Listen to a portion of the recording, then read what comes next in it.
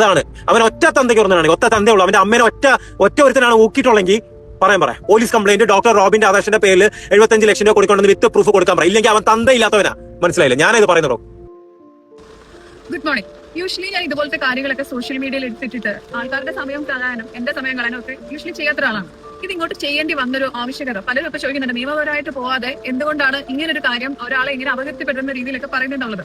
March 31 ഈ വർഷം March 31 ഒരു കേസ് ഫയൽ ചെയ്ത ഒരാളാണ് ഞാൻ. അത് കഴിഞ്ഞത് FIR എത്തുമ്പോഴത്തേക്കും കരഞ്ഞ് കാല് പിടിച്ച് FIR മാറ്റിച്ച് എന്റെ അടുത്ത് മാപ്പ് അപേക്ഷിച്ചിട്ട് വീണ്ടും പൈസ തരാന്ന് പറഞ്ഞാൽ പിന്നെയും പറ്റിച്ചോണ്ടിരിക്കുന്ന ഒരാളെതിരെയാണ് പിന്നെ എനിക്കെതിരെ സൈബർ പ്രൊട്ടക്ഷൻ കൊടുത്തതിന്റെ പേരിൽ ഞാൻ ഇപ്പോൾ പ്രതികരിക്കുന്ന രീതിയിൽ പ്രതികരിക്കേണ്ടി വരുന്നത്.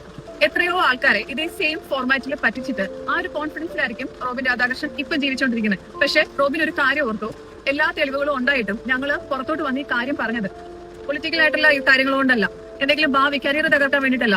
നിങ്ങൾ ചെയ്യുന്ന ഈ മോഡ് ഓഫ് ഓപ്പറേഷൻ, ഇതുപോലെ ചതിക്കുന്ന ഒരു മോഡ് ഓഫ് ഓപ്പറേഷൻ അത് പുറത്തോട്ട് കൊണ്ടുവന്നാൽ മാത്രമേ അടുത്തൊരാളെ നിങ്ങൾ ചതിക്കാതിരിക്കുകയുള്ളൂ.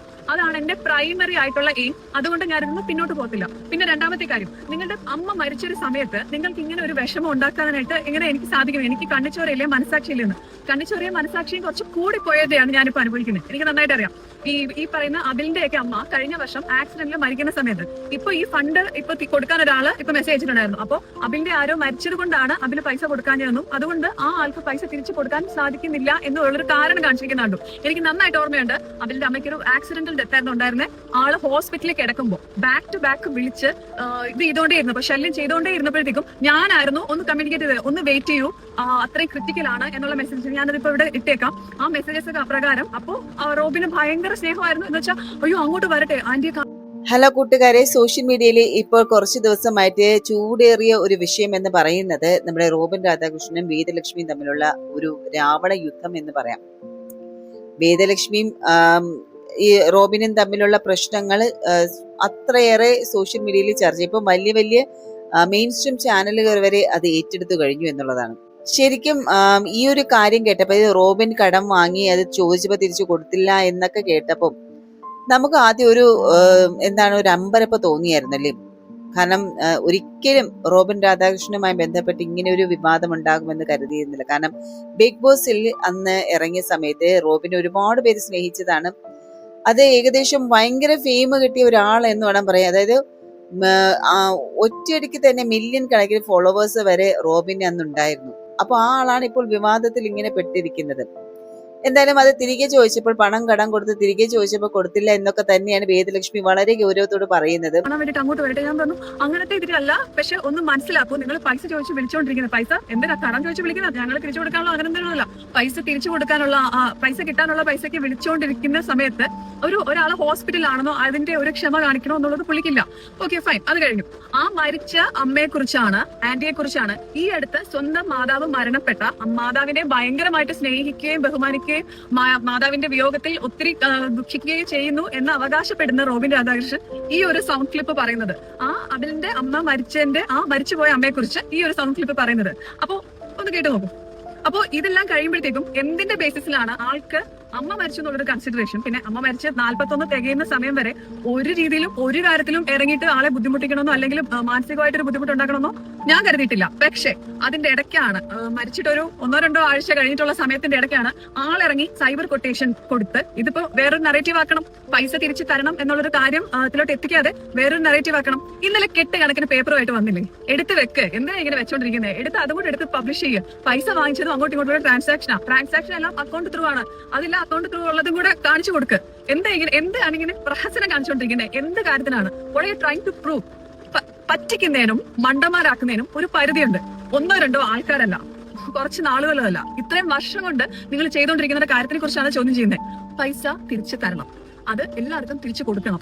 അല്ലാതെ നാടകം കളിച്ചിട്ടോ, ഇനിയിപ്പോ അടുത്ത നാടകം പോലെ എനിക്ക് കാണാൻ പോകുന്നത്, ഞാൻ ഒരു എനിക്കൊരു ഇൻറ്റ്യൂഷൻ ഉണ്ട് ഇങ്ങനെ സംഭവിച്ചേക്കാന്ന്. ആളൊരു ആത്മഹത്യാ ഭീഷണി മുഴക്കിയേക്കാം, അല്ലെങ്കിൽ ആൾക്ക് നെഞ്ചുവേദന വന്നു, അല്ലെങ്കിൽ ആളുടെ തൊട്ടടുത്തുള്ള പാരന്റ്സോ സിബ്ലിങ്ങോ വൈഫോ അങ്ങനെ ആർക്കെങ്കിലും വയ്യാതായി എന്നുള്ളൊരു ഒരു പൊറോട്ട നാടകം പണ്ട് ഇത് ചെയ്തിട്ടുണ്ട്. പണ്ട് ഇതുപോലെ രക്തശ്രദ്ധിക്കുന്ന പോലെ ഒരു വീഡിയോ, അത് ഫേക്കാണെന്ന് അറിഞ്ഞു കഴിഞ്ഞിട്ട് നാണം എന്ന് പറഞ്ഞ സാധനം, നാണക്കേടെന്ന് പറഞ്ഞ സാധനം അടുത്തോടെ പോയിട്ടില്ലാത്തത് അറിയാം.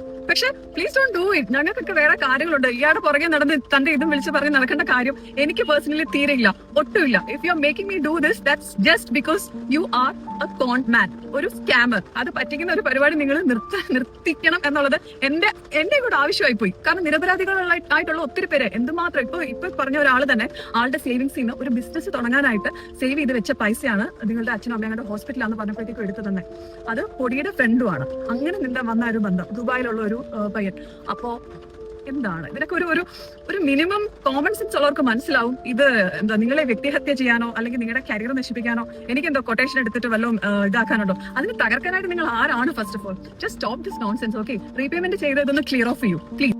അതാണ് അവൻ ഒറ്റ തന്തയ്ക്ക് പറഞ്ഞാണ്, ഒറ്റ തന്തയുള്ളൂ. അവന്റെ അമ്മേനെ ഒറ്റ ഒരുത്തനാണ് ഊക്കിയിട്ടുള്ളെങ്കിൽ പറയാം. പോലീസ് കംപ്ലൈന്റ് ഡോക്ടർ റോബിന്റെ ആദർശന്റെ പേരിൽ 75 ലക്ഷം രൂപ കൊടുക്കണം, വിത്ത് പ്രൂഫ് കൊടുക്കാൻ പറയും. ഇല്ലെങ്കിൽ അവൻ തന്തയില്ലാത്തവനാ.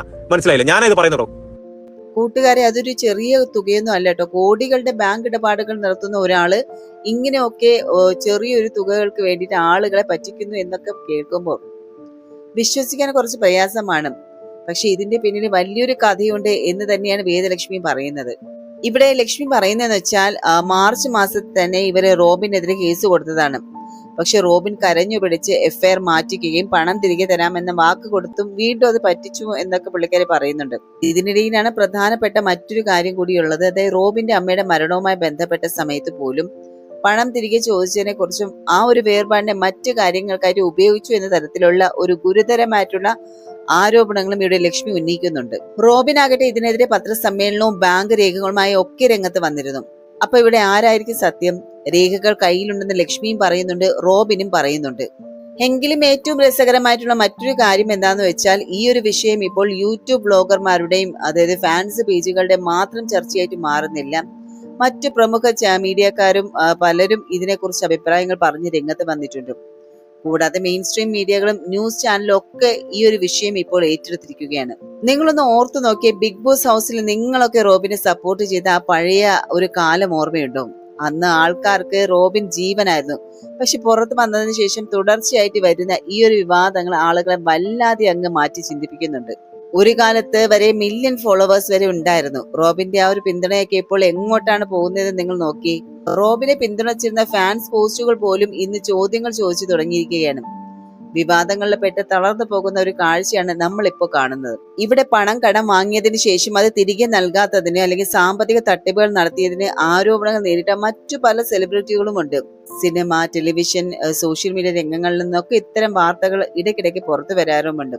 പിന്നെ മലയാള സിനിമാ മേഖലയിലും പലപ്പോഴും ഇതുപോലെ നിർമ്മാതാക്കൾക്കോ അല്ലെങ്കിൽ മറ്റു വ്യക്തികൾക്കോ പണം നൽകാനുണ്ടെന്നുള്ള തരത്തിലുള്ള പരാതികളും ഈ സെലിബ്രിറ്റികൾക്കെതിരെ ഉയർന്നിട്ടുണ്ട്.